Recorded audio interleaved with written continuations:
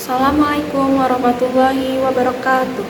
Segala puji bagi Allah, Tuhan semesta alam. Salawat dan salam senantiasa tercurahkan kepada junjungan kita Nabi Muhammad SAW beserta keluarga, sahabat, dan seluruh umat beliau yang senantiasa istiqomah di jalan Islam hingga hari kiamat nanti.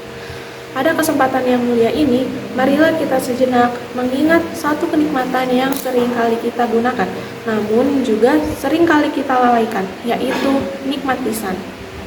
Lisan adalah anugerah Allah yang luar biasa, namun juga bisa menjadi sumber bencana bila tidak dijaga dengan baik. Allah Subhanahu wa Ta'ala menciptakan lisan tidak hanya sebagai alat komunikasi, tapi juga sebagai sarana menebar kebaikan dan menunjukkan keimanan.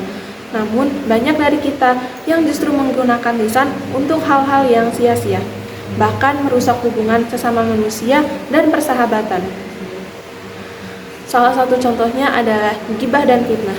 Gibah atau menggunjing dan fitnah adalah dua hal yang sangat mudah keluar dari lisan, namun memiliki dampak besar.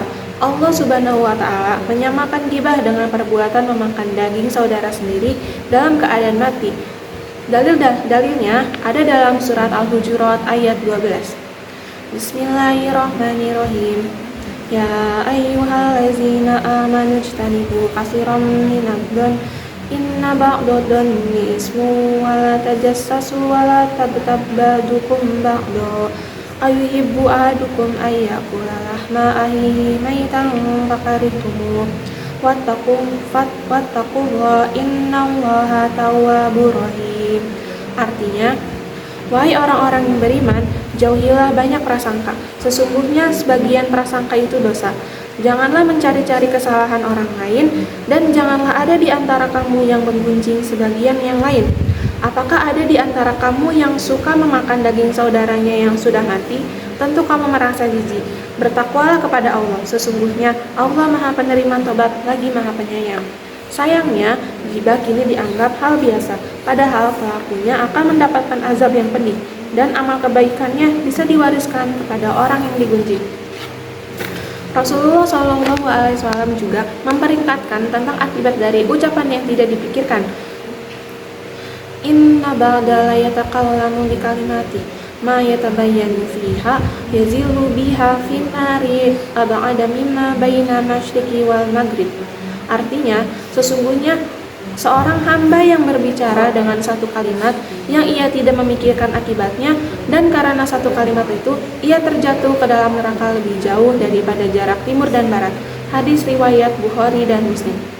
Menjaga lisan bukan hanya menjauhkan kita dari dosa, tapi juga mendekatkan kita kepada Allah. Lisan yang dijaga akan lebih baik digunakan untuk berzikir, membaca Al-Quran, menyebarkan ilmu, memberikan nasihat yang menenangkan, dan mendoakan kebaikan sesama. Berikut adalah beberapa cara dalam menjaga lisan. Yang pertama, berpikir sebelum berbicara. Tanyakan apakah ini benar, apakah ini perlu, dan apakah ini baik-baik saja. Hindari berbicara saat emosi sedang memuncak seperti marah, sedih, dan kecewa. Yang kedua, biasakan baik atau diam. Seperti sabda Nabi Muhammad SAW, barang siapa yang beriman kepada Allah dan hari akhir, hendaknya ia berkata yang baik atau diam. Hadis riwayat Bukhari dan Muslim. Yang ketiga, jauhi ghibah dan fitnah. Hindari berbicara keburukan orang lain di belakangnya. Meskipun itu benar, latih diri lebih banyak mendengar daripada berbicara. Yang keempat, jangan terburu-buru saat berbicara. Ambil jeda sejenak sebelum bereaksi. Hal ini membantu kita untuk memilih kata-kata yang tepat dan menghindari kesalahan saat berbicara. 5. Gunakan nada suara yang lembut. Nada bicara bisa mengubah makna kata. Ucapan yang sama bisa terasa menenangkan atau menyakitkan, tergantung bagaimana kita menyampaikannya. Yang keenam, perbanyak zikir dan istighfar. Dengan menjaga hati tetap tenang, lisan pun lebih mudah terlindungi.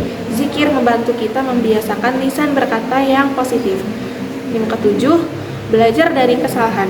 Jika pernah menyakiti orang lain dengan ucapan, minta maaf dan jadikan pelajaran untuk kedepannya. Hadirin yang dimuliakan oleh Allah, lisan kita bentuknya kecil, tapi besar dampaknya. Mari kita mulai menjaga lisan dari sekarang, gunakan untuk kebaikan dan tahan dari keburukan, karena lisan yang terjaga adalah tanda keimanan yang sejati. Semoga Allah menjadikan kita orang-orang yang pandai menyampaikan ucapan, yang lisannya menjadi sebab turunnya rahmat, bukan azab. Semoga apa yang telah kita dengarkan dan renungkan bersama menjadi ilmu yang bermanfaat, serta dapat kita amalkan dalam kehidupan sehari-hari. Jika ada kebaikan, itu datangnya dari Allah Subhanahu wa Ta'ala, dan jika ada kesalahan atau kekurangan, itu semata-mata datangnya dari saya pribadi. Mari kita tutup dengan membaca hamdalah. Alhamdulillahirabbil alamin. Wassalamualaikum warahmatullahi wabarakatuh.